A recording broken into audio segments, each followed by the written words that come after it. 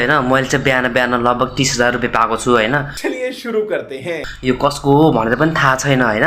म खास कहानी के हो भन्दाखेरि चाहिँ म गाडीबाट जसले चितवनबाट काठमाडौँ गइरहेको थिएँ हैन। काठमाडौँ जाने क्रममा चाहिँ मुक्लिनुभन्दा अगाडि मलाई चाहिँ वासरुम लागेको थियो।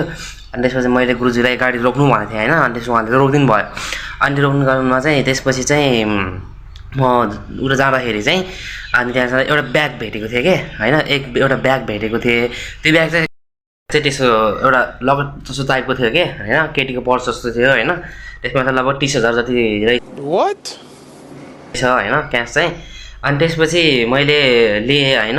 अनि त्यो लिँदाखेरि चाहिँ त्यहाँनिर चाहिँ कस्तो भन्दाखेरि चाहिँ म सुतिरहेको थिएँ हैन। अनि त्यसपछि एक्कासी निन्द्रा खुल्यो के। कैसा लगा मेरा मजाक? अब निन्द्रा खुल्यो यसो हेर्छु त अनि बेडमा रहेछ के। तनाव भयो यार। के गर्नु यार, सपनामा पनि यस्तो पैसा आउँछ। पैसा कसरी कमाउने? पैसाले पैसा तान्ने भन्छ तर मस्त जोक मारा रे।